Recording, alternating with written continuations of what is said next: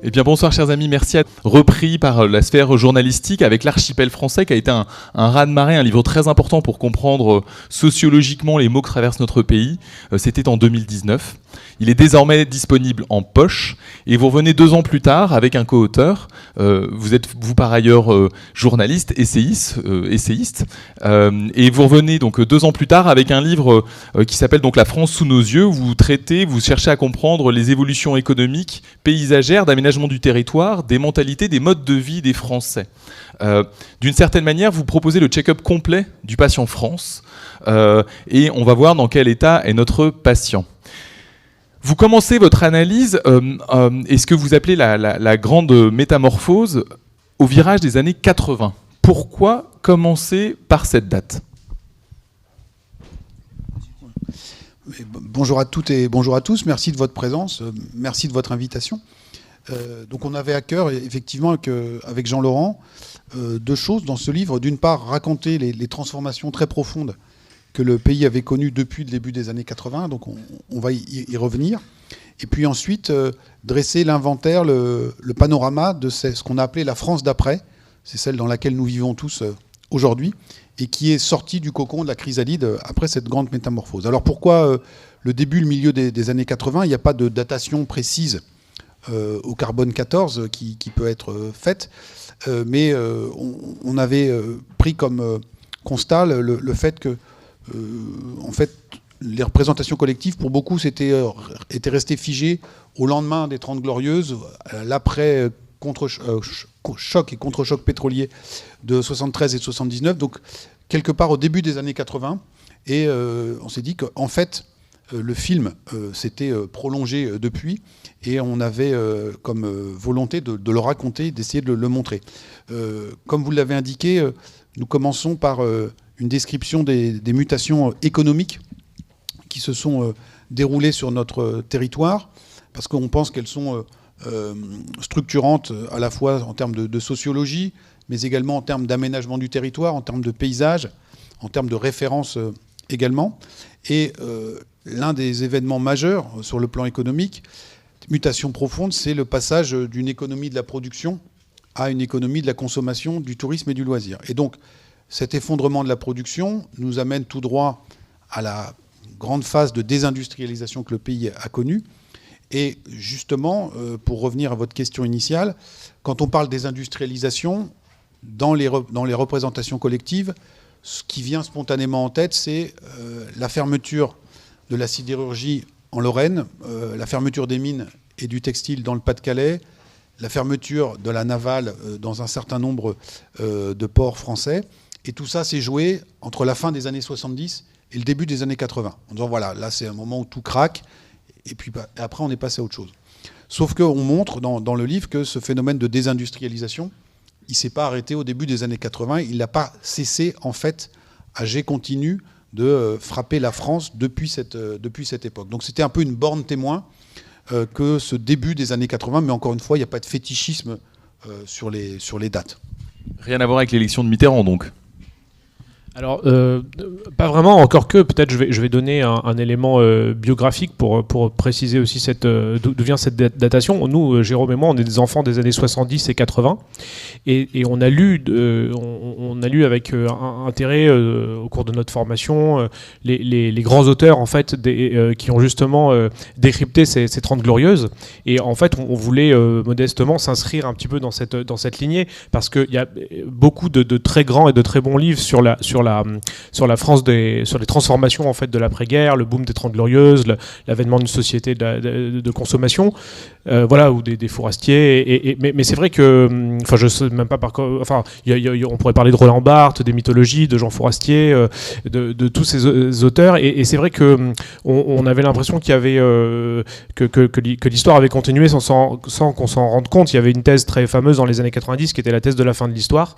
Or, en fait, depuis 40 ans, l'histoire territoire s'est poursuivi. Je pense qu'un des phénomènes majeurs peut-être de l'aménagement du territoire, c'est l'étalement urbain, la périurbanisation, on y reviendra. On a grandi aussi dans cette France-là, comme beaucoup de Français de cette époque. Et puis sur le plan plus peut-être macro-global, l'élément clé, c'est quand même la fameuse globalisation, en fait, qui démarre dans les années, encore une fois, qui ne démarre pas en 80 évidemment, mais dont on prend conscience même en termes de terminologie dans les années 90-2000, avec le libre-échange, le commerce, les flux de marchandises, mais aussi les migrations et même, je dirais, les flux d'images, en fait, qui ont fait que cette France s'est ouverte et a été plongée dans la globalisation avec de nombreuses conséquences sur lesquelles on s'attarde dans ce livre. Vous avez parlé de désindustrialisation. Il me semblerait aussi intéressant de parler de la fin des paysans. Vous consacrez tout un chapitre dans l'évolution de cette forme de décadence économique de l'outil productif français. Et vous parlez aussi des campagnes, du 1,5 million de fermes et de paysans qui étaient partout sur le pays dans le début des années 80 pour arriver à 350 000, 400 000 exploitants. Oui, donc ce basculement d'une économie de la production, donc on a en tête bien évidemment la fermeture des usines. Je disais tout à l'heure, le phénomène ne s'est pas arrêté au début des années 80. On s'est procuré auprès d'un cabinet d'analyse économique qui s'appelle Trendéo, qui nous a gentiment donné ces données, la liste de tous les sites industriels fermés depuis 2008. 2008, c'est la dernière grande crise économique que le pays a connue. C'est 950 sites de plus de 50 salariés qui ont fermé depuis 2008. Et donc, vous verrez dans le livre, il y a une carte, comme ça, la France est constellée d'impact avec la fermeture de ces sites. Mais la production, c'était aussi dans très nombreux territoires l'agriculture. Et l'agriculture, alors là aussi, Jean-Laurent parlait des grands auteurs, donc on s'est beaucoup nourri d'Henri Mandras qui avait écrit La fin des paysans. Et donc en hommage à Mandras, on dit mais on est passé de la fin des paysans à la fin des agriculteurs, puisque lui sa thèse c'était voilà, ils sont plus des paysans mais des agriculteurs qui se sont professionnalisés avec des voilà exactement. Et nous on dit mais en fait les agriculteurs eux aussi se sont mis à disparaître. Et donc là pareil, si on prenait une butte témoin, la fin des années 90, il y a encore 1 million de paysans en France, d'agriculteurs, et on est tombé à 400 000 aujourd'hui. Donc on a perdu 60% de l'effectif en 25 ans, 30 ans, et aucune autre profession n'a connu une telle hémorragie. Alors, c'est beaucoup moins visible que quand un site industriel ferme, parce que par définition, ce sont des producteurs atomisés sur le territoire, mais on a eu des illustrations de tout cela, de l'écroulement de ces mondes, avec des manifestations récurrentes, les éleveurs laitiers, les éleveurs bovins ou autres, et puis de manière encore plus douloureuse, cette succession ininterrompue aussi de suicides, qui frappe cette profession qui est en train de disparaître. Et donc, moi je suis par ailleurs sondeur, je travaille à l'IFOP, et donc, comme l'a dit Jean-Laurent, je suis né dans le début des années 70, donc quand j'ai commencé à travailler à l'IFOP, milieu des années 90, sur un échantillon de 1000 personnes, on pouvait encore, comme on dit dans notre jargon, ventiler, c'est-à-dire analyser les résultats de la catégorie agriculteur, parce qu'il y en avait encore une 50aine sur 1000.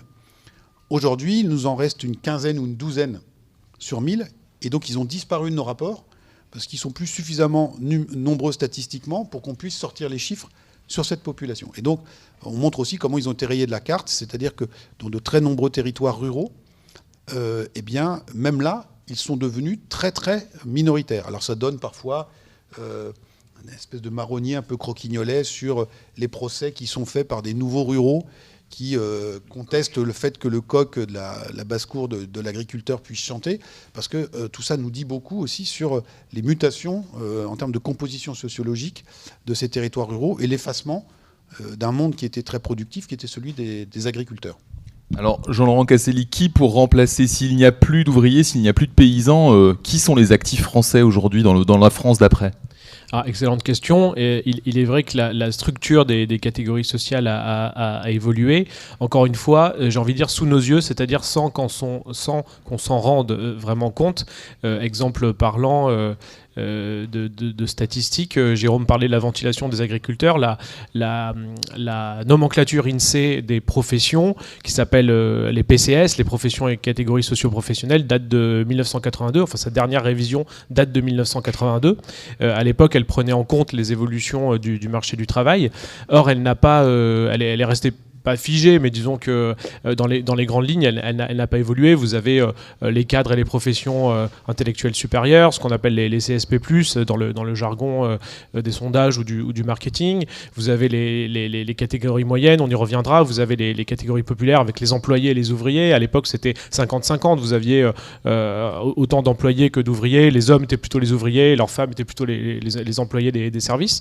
Et en fait, ce qui est intéressant, c'est que cette structure dans les grands ordres de grandeur, elle n'a pas vraiment évolué. En fait, quoique les cadres ont quand même progressé, mais en fait, si vous prenez les catégories populaires, donc employés ouvriers, vous aviez à peu près 50% de la population active. Hein, tu me diras, Jérôme me corrigera si je me trompe, mais dans les années 80, 40 ans après, c'est à peu près la même proportion. Sauf qu'en fait, si vous regardez dans le détail qui sont ces nouveaux ouvriers, quel est ce nouveau prolétariat en termes marxistes, en fait, il a considérablement évolué. Pourquoi ? Parce qu'on est passé d'une société de production à une société de services et de consommation. C'est une des thèses en fait qu'on défend aussi dans cet ouvrage. Et en fait, la conséquence sur le marché de l'emploi, c'est qu'en fait, si vous voulez, le prolétariat a changé de visage. Alors, on l'a vu très concrètement lors de la crise des Gilets jaunes de l'hiver 2018-2019, lorsqu'on a vu apparaître ces figures sur les ronds-points, ces fameux porte-parole des travailleurs des services. Il y avait quelqu'un comme Maxime Nicole, qui était un intérimaire. Vous aviez Éric Drouet, chauffeur routier, qui faisait ses petits lives depuis son téléphone, avec son téléphone depuis l'habitacle de son camion. Vous aviez Ingrid Levavasseur, qui est une aide-soignante. Vous aviez donc toute une galerie de portraits de représentants en fait des catégories populaires qui ont en fait désorienté les commentateurs, les experts, les sociologues, les journalistes. Pourquoi ? Parce que peut-être qu'on s'attendait à voir surgir en fait le prolétariat des films avec Jean Gabin, et en fait on découvrait des types qu'on n'avait jamais vus. Enfin, c'est-à-dire que certains journalistes ou experts n'avaient jamais vu en fait, qui n'étaient pas habillés pareil, qui ne parlaient pas pareil, qui n'avaient pas du tout la même culture. D'ailleurs, on peut même se demander s'il y avait une culture de classe. Et donc voilà, ça c'est un des renversements qu'on essaie d'expliquer dans le livre. Et juste pour compléter ce que disait Jean-Laurent, on voit apparaître dans ces milieux populaires tout un univers de la sous-traitance. Par exemple, dans des grandes entreprises aujourd'hui, il n'y a plus de vigiles, il n'y a plus de femmes de ménage, il n'y a plus d'agents d'entretien. Tout ça a été externalisé. Et donc, bien évidemment, les syndicats de la grande entreprise vont défendre leurs salariés, mais pas ses sous-traitants. Pour donner une illustration un petit peu parlante, vous avez peut-être croisé des gens dans vos entreprises ou dans certains lieux publics qui sont chargés de l'entretien et qui portent une blouse où il y a marqué « honnête » dessus. Alors pas avec un H, O-N-E-T, qui est une des plus grandes entreprises comme ça du nettoyage. Ils emploient 45 000 personnes en France. C'est autant que Renault compte de salariés aujourd'hui dans l'Hexagone. Donc voilà. Vous avez, alors pour ceux que ça intéresse, vous voyez par exemple le renversement du pouvoir au sein du monde économique, par exemple aux évolutions des entreprises qui se payent du sponsoring sur les maillots de foot. C'est-à-dire qu'avant c'était des grands groupes industriels, et maintenant c'est d'autres entreprises, et pour l'essentiel des entreprises du service. Jean-Laurent parlait de ces employés des nouveaux métiers, notamment dans la logistique, avec une figure qui était très présente sur les ronds-points, le fameux cariste, celui qui pilote le Fenwick, qui travaille dans ces entrepôts logistiques, alors d'Amazon ou de beaucoup d'autres. Et ce cariste, eh bien, il a remplacé aujourd'hui, de notre point de vue, le métallo ou l'ouvrier qui travaillait jadis à la chaîne. Donc ils sont toujours classés dans la même nomenclature de l'INSEE, mais ce ne sont plus du tout les mêmes métiers, les mêmes lieux d'habitation, les mêmes collectifs de travail, et non plus les mêmes univers ou les mêmes imaginaires qui sont véhiculés avec cela. On touche avec ces deux réponses une des grandes forces de l'ouvrage de Jérôme Fourquet et de Jean-Laurent Caselli, qui est d'à la fois croiser énormément de données statistiques, donc vous aurez beaucoup de chiffres dans ce livre extrêmement documenté, mais également vous faites appel, messieurs, à ce qu'on pourrait appeler la culture populaire, la culture artistique. Il y a beaucoup de références, vous parliez des maillots de foot, beaucoup de références à des films, à des livres. Le livre de Nicolas Mathieu, qui a eu un Goncourt, Nos enfants après eux, est presque un personnage récurrent de votre histoire, et qui viennent ponctuer et donner beaucoup de sens, beaucoup d'incarnation finalement aux thèses et aux diagnostics que vous posez sur chacun des items. Oui, alors Jérôme connaît ça par cœur. Quand vous faites une présentation au PowerPoint avec des camemberts et des diagrammes en bâton, au bout d'un moment, les gens n'impriment plus les chiffres, et surtout, vous pouvez leur donner tous les chiffres, leur balancer tous les chiffres que vous voulez dans la journée. Vous leur racontez une anecdote, et c'est avec l'anecdote qu'ils vont rester 20 ans en tête. Voilà. Donc, ça, on va dire que c'est aussi un peu la cuisine éditoriale, c'est-à-dire qu'on sait très bien, vous savez, dans tous les livres, même les livres un peu ardus, vous avez toujours l'anecdote en fait pour démarrer l'ouvrage, et puis derrière en fait l'auteur vous fourgue sa thèse beaucoup plus conceptuelle. Nous on a vraiment travaillé plus par image. En fait, on voulait que ce panorama de la France soit incarné par des reportages, par du terrain, par des monographies. C'est pour ça qu'on utilise beaucoup également la cartographie ou la description. C'est vrai qu'on joue un peu à Tintin reporter dans ce livre. Tous les deux, chacun de notre côté au fil de nos déplacements, en prenant note, en fait, en décrivant parfois de manière presque ethnographique en fait ce qu'on observe, ce qui est sous nos yeux, encore une fois. Et pour répondre à votre question sur l'aspect l'utilisation qu'on a de la culture, des productions culturelles et même de la culture populaire, c'est-à-dire de la télévision, des séries, d'internet. Là encore, on pense qu'avoir recours à cet artifice, mais c'est plus que ça. C'est un choix en fait éditorial fort, qui est que si vous évoquez Stéphane Plaza, qui est l'agent immobilier le plus célèbre de France, puisqu'il est à la tête d'une série d'émissions qui parlent du logement des Français et du cadre de vie depuis maintenant une quinzaine d'années sur la chaîne M6. En fait, quand vous parlez de Stéphane Plaza, vous parlez du boom de l'immobilier des années 2000 et 2010. Vous parlez de l'idéal français du logement, de la maison individuelle avec jardin, avec barbecue, avec piscine, avec la suite parentale, le double salon, l'écran plat, etc. Et en fait, à partir de ces personnages, de ces œuvres un petit peu mythiques, un petit peu emblématiques, on pense que parfois on arrive à raconter aussi bien, mieux, en tout cas différemment, si vous voulez, des évolutions structurelles qui sont lourdes, qui sont difficiles à exprimer avec des termes simples. Et c'est pour ça qu'on a à la fois, si vous voulez, la solidité, la rigueur d'un ouvrage de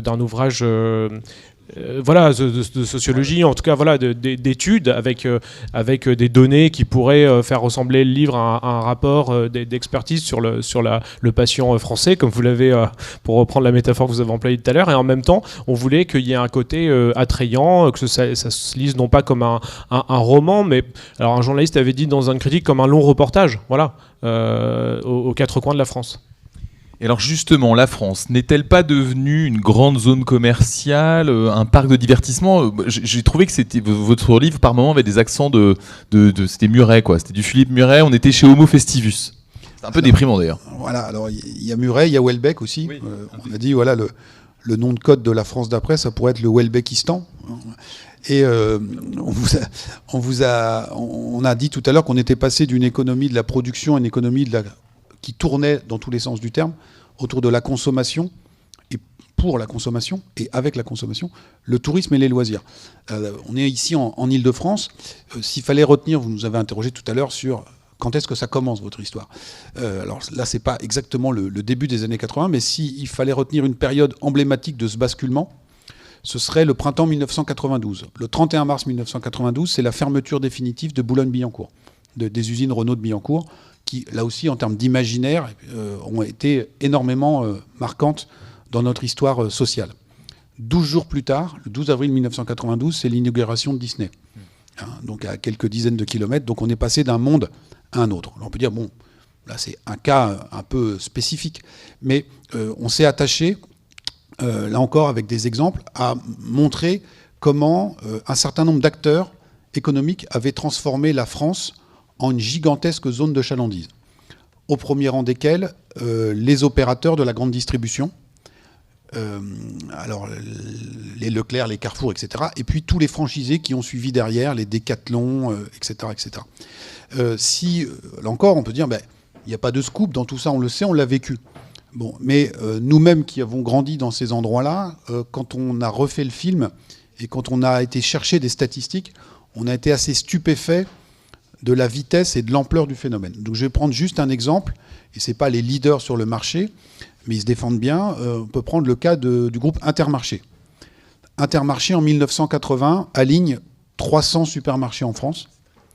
Ils en ont 1800 aujourd'hui. Ils en ont construit 1500 en 40 ans.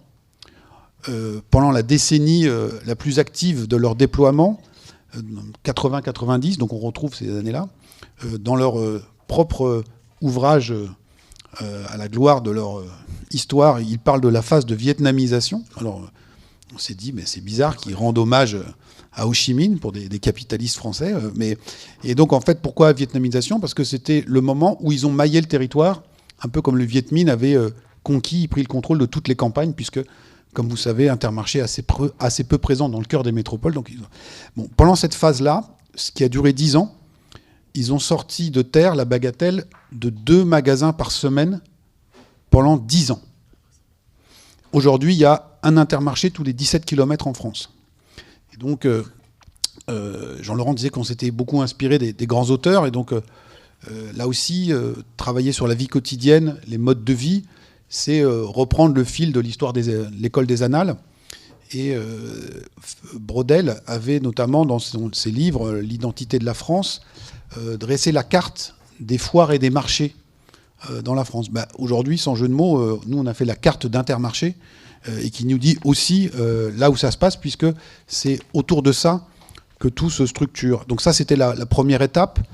Ces grandes surfaces qui ont fait se développer ces zones commerciales en périphérie des centres-villes. Mais au début, ces zones commerciales étaient uniquement, comme leur nom l'indique, à vocation commerciale. On venait acheter des choses. Et puis sont arrivés, début des années 90, les multiplexes, gigantesques multiplexes, qui ont donné une deuxième nature à ces zones commerciales, qui sont devenues aussi des zones de loisirs et des zones de déambulation, des zones récréatives. Donc on ne l'a pas cité dans le livre, mais il y a un passage dans un des romans de Michel Bussy, qui est géographe de formation, donc c'est cher à mon cœur, et qui décrit un personnage qui se déplace comme ça dans une zone commerciale. Et puis il dit il faisait tout ça sous le regard de Jack Sparrow, qui était le héros d'un film hollywoodien qui trônait plusieurs mètres au-dessus de tous les boîtes à chaussures et les hangars, puisque le multiplex était l'édifice le plus grand. Donc il y a ces multiplex qui se sont déployés également. Et puis on a parlé de Disney avec tous ces parcs d'attractions, ces festivals qui aujourd'hui constituent souvent les principales locomotives économiques de territoires entiers. Parfois au prix de renversements symboliques assez stupéfiants. Si on prend par exemple le département du Loir-et-Cher, pendant très longtemps, la vitrine touristique du Loir-et-Cher, c'était Chambord. Bon, eh bien, depuis quelques années, Chambord est distancé en nombre d'entrées annuelles par une autre attraction touristique du Loir-et-Cher, qui est le Zooparc de Beauval, qui depuis quelques années accueille, grâce à la grande mansuétude des Chinois, un couple de pandas, dont Brigitte Macron est la marraine. Et depuis quelques années, ces pandas ont permis à Beauval d'attirer plus d'1,5 million de visiteurs par an, quand Chambord, se défend bien encore, c'est 1 million. Et donc on voit bien ces basculements tout à fait sidérants. Donc si vous êtes à la tête de l'Office du tourisme ou du développement économique du Loir-et-Cher, eh bien aujourd'hui, il faut porter autant attention, voire plus, aux fameux pandas et à leurs descendants, puisqu'ils ont mis bas il n'y a pas très longtemps, donc ça va encore faire monter la fréquentation que à Chambord. Et donc, vous voyez qu'avec ces quelques exemples, on voit bien qu'on est passé dans un autre monde. Bah oui, je vais juste rebondir sur votre référence à Philippe Muret, qui me fait plaisir, parce que c'est vrai que vous êtes la première personne à l'avoir identifié. C'est vrai que moi j'ai eu ma période Muret, et alors peut-être que ça se voit dans certains passages. Je dirais que la différence, c'est que Philippe Muret était un auteur bien sûr très très drôle, et également ce qu'on appelait un mécontemporain, c'est-à-dire quelqu'un qui regrettait, qui déplorait ses évolutions. Il y a un passage assez drôle sur Paris-Plage, les rollers parades, voilà, les évolutions de Paris dans les années 2000. Nous, on a plutôt un regard peut-être plus clinique en fait sur les évolutions du pays. C'est pas quelque chose qu'on des rois, brioche des rois, couronne, mais c'est à peu près la même spécialité de brioche avec des fruits confits et du sucre. La pogne aussi, je crois que c'est vers Bordeaux qu'on appelle ça comme ça. Et puis vous avez la galette à la frangipane, plutôt qu'on consomme plutôt traditionnellement dans la moitié nord, dans la région parisienne notamment, qui est descendue en fait, qui est présente aujourd'hui dans ces boulangeries. Pourquoi ? Parce que un grand nombre de gens, en fait, de Français se sont déplacés.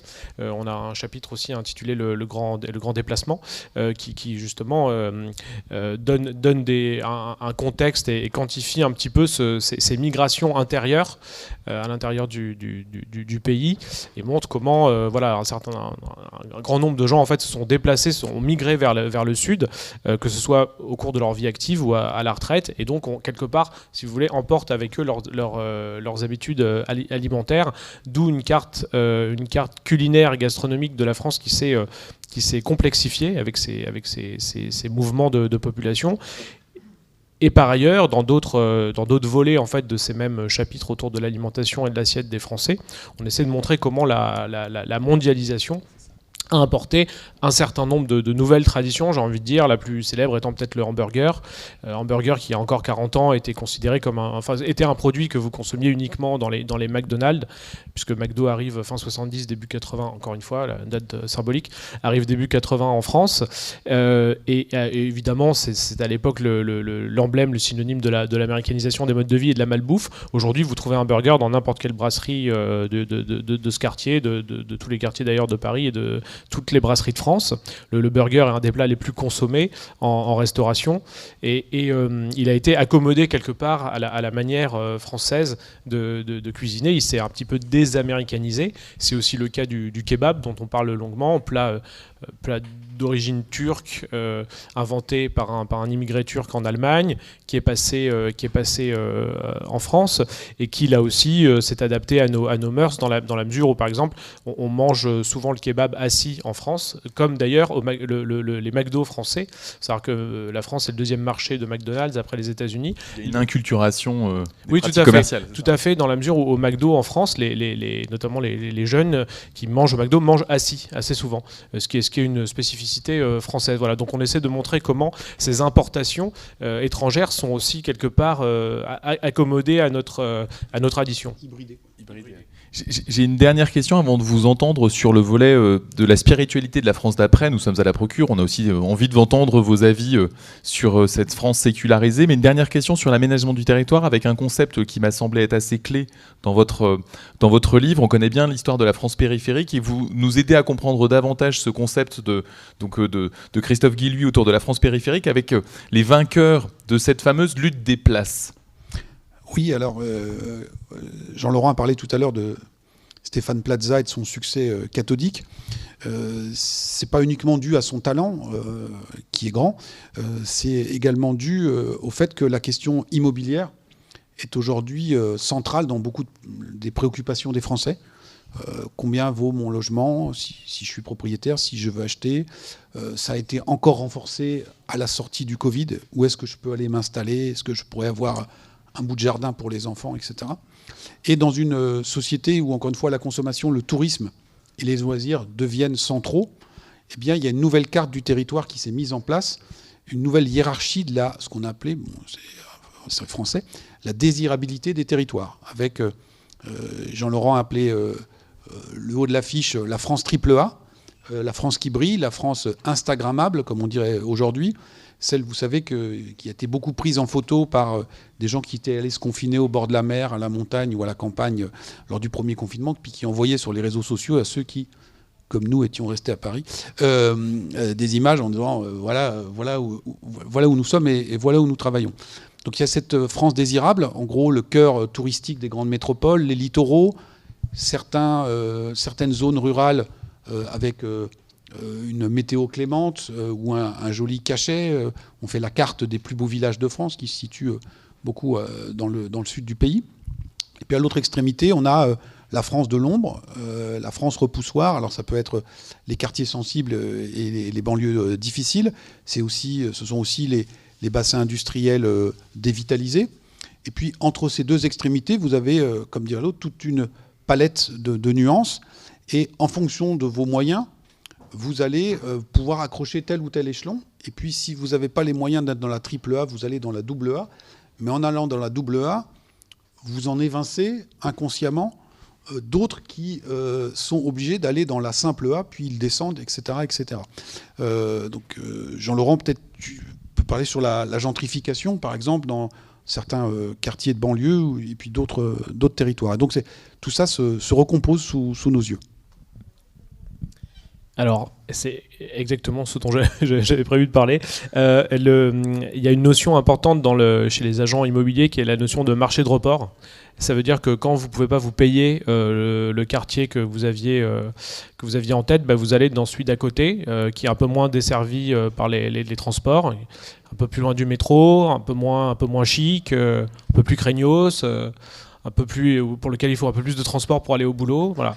Et ça, cette notion de marché de report, elle est assez centrale, notamment pour les jeunes générations, ce qu'on appelle encore une fois dans le jargon des études les millennials, c'est-à-dire en gros les enfants des années 80-90, qui arrivent dans une situation immobilière pour l'essentiel bloquée dans la fameuse France triple A, et qui doivent donc se résoudre à prendre la sortie d'autoroute d'après dans le cas des couronnes périurbaines, s'éloigner un petit peu du littoral dans le cas des stations quand ils avaient en tête d'habiter au bord de la mer, se mettre plutôt en bas, en fond de vallée, plutôt que dans la station de sport d'hiver qu'ils avaient en tête. Et dans le cas de la gentrification, phénomène qu'on connaît bien ici en région parisienne, investir les banlieues, notamment les banlieues populaires, par exemple, toutes les professions intellectuelles, culturelles se sont déplacées vers la petite couronne en fait de l'Est et du Sud, notamment en Seine-Saint-Denis, des villes comme Pantin, Montreuil. On a un reportage sur Pantin dans le livre pour illustrer justement ce déplacement d'une partie des actifs qui en fait une génération avant auraient vécu probablement rive gauche ou peut-être rive droite à Paris et qui aujourd'hui sont obligés de franchir le périph'. Donc voilà, cette notion de marché de report elle est intéressante parce qu'elle montre aussi un certain déclassement structurel des jeunes générations. Moi je le vois autour de moi, j'y pensais d'ailleurs en arrivant. Je pense qu'à peu près tous les gens que je connais ne résident pas dans la commune dans laquelle ils ont grandi. Ils résident dans la commune d'à côté, s'ils sont restés dans le même lieu dans lequel ils ont grandi, ou alors ils habitent dans la commune qui est un petit peu moins cotée que celle qu'ils avaient au début décidé de rechercher. Et voilà. Et alors, quelle spiritualité dans la France d'après ? Qu'en est-il du catholicisme ? Alors, donc là on est à la procure, donc il faut faire attention à ce qu'on va dire, mais en même temps il faut apporter un regard clinique et lucide sur les choses. Donc je vais parler dans l'archipel français de la dislocation de la matrice catholique. Donc en 2 ans, on ne peut pas dire que les choses soient forcément grandement arrangées de ce point de vue-là. Et donc sur cet effondrement, de cet effondrement a résulté un grand vide spirituel. Donc j'ai vu que vous vendiez la belle revue Mission qui vient de sortir. Et l'IFOP, il se trouve que nous avons réalisé une enquête auprès des Français sur leurs besoins de spiritualité. Donc la revue Mission, c'est fondée par des catholiques missionnaires qui veulent reprendre le bâton de l'évangélisation. Et donc ils nous ont demandé un sondage. Et alors ce sondage est intéressant puisqu'il montre que 50% des Français sont en quête spirituelle. Alors c'est des sondeurs qui les interrogent, hein, donc c'est la spiritualité, elle se répond avec des cases et tout ça, donc c'est pas forcément très riche. Mais donc sur la vie après la mort, sur le sens de la vie, etc. On demande aux gens est-ce que ça vous travaille tout ça ou est-ce que ça vous passe complètement au-dessus de la tête. Et donc on a 50% de la population à qui ça fait écho quand même. Bon. Sauf qu'on a vu que la marque principale qui occupait historiquement le marché, eh bien, elle se porte pas très bien. Et sur ce déclin, d'église, là, voilà, de l'Église catholique. Et donc du coup, donc il y a quand même 50% à qui ça fait ni chaud ni froid. Hein, donc toute la France n'est pas en recherche spirituelle, mais pour celle qui l'est, eh bien, en fait, on a aujourd'hui un marché qui s'est, on va l'appeler comme ça, considérablement ouvert. Donc il y a la marque historique. On a des concurrents très structurés également du côté de chez les évangéliques, du côté de l'islam. Pourtant, on a un très très bon directeur marketing, je crois. Oui. Effectivement. Et donc, on a ces offres-là. Et puis, on a des offres qui sont très différentes. Parce que les premières, en fait, si on reste dans l'univers de la gastronomie, on est au restaurant. Là, vous fonctionnez au menu. C'est-à-dire que vous inscrivez dans cette offre-là, on prend tout. Et puis, ça correspond aux attentes d'une partie de la population, mais aujourd'hui, l'air du temps, c'est plutôt le à la carte. Vous savez, là encore, on reste dans nos imaginaires à nous, c'est McDo, c'est venez comme vous êtes. Hein, donc, faut rien imposer. Et donc, ceux qui ont le vent en poupe sont ceux qui proposent les choses les plus molles, les plus malléables, les plus syncrétiques. Et donc, Jean-Laurent s'est beaucoup penché sur la question du yoga. Nous, on a travaillé aussi sur l'arrivée de... Alors, c'est pas massif, mais on voit des signes ici ou là des courants chamaniques. On voit aussi tout ce qui a trait au développement personnel, à des formes de spiritualité orientalisante, de bouddhisme plus ou moins revisité, et puis même jusqu'à le regain d'intérêt, alors un peu folklorique, mais pas que, autour de la figure de la sorcière. Donc je pense qu'un des livres qui a fait un très gros chiffre d'affaires dans votre maison s'appelle Les sorcières de Mona Chollet. Et on voit que, à la fois avec la culture hollywoodienne, mais aussi l'influence des courants écoféministes des campus américains, la sorcière, c'est historiquement l'héroïne qui se dresse contre le patriarcat, contre une vision très surplombante de la nature, etc. etc. Et après que nous ayons remis le manuscrit, même que le livre a été publié, je crois, vous avez par exemple une candidate à la primaire écologiste, hein, qui va faire 49% des voix, qui s'appelle Sandrine Rousseau, pour ne pas la nommer, qui dit, moi je préfère, dans un journal, elle dit, moi je préfère une femme qui jette des sorts à un homme qui construit un EPR. Donc on a... alors il y avait peut-être un peu de provocation dans le cadre d'une campagne, je vous le concède. Mais donc on voit tout ce mix spirituel. Beaucoup d'entre vous sont masqués, ça fait 2 ans maintenant que ça dure. On a identifié le cluster 0 en France. C'était à Mulhouse, c'était un rassemblement évangélique. Et beaucoup de Français, là aussi, ont découvert sous leurs yeux qu'il y avait des courants qui s'appelaient courants évangéliques, qui étaient capables de mettre dans un ancien supermarché reconverti... Là aussi, c'est important, en temple, plusieurs centaines de personnes à chanter, à prier, ensemble pendant près d'une semaine. Donc voilà, tout ça fait partie de notre nouveau paysage spirituel. Il y a aujourd'hui plus de temples évangéliques et de temples protestants qu'il y en avait au moment de l'édit de Nantes, en France. Alors il y a plus d'habitants aussi. Mais donc on voit comment tout ça se réamalgame. Et Jean-Laurent a parlé beaucoup de la gastronomie tout à l'heure, et du kebab, ou du burger. Il y a une notion importante qu'on essaie de porter dans ce livre, c'est celle de l'hybridation.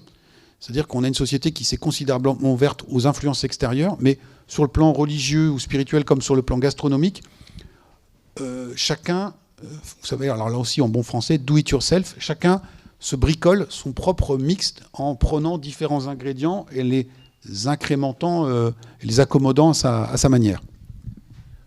Jean-Laurent Gazelli, alors on préfère effectivement le tatoueur au prêtre, c'est vraiment ça la France d'après ?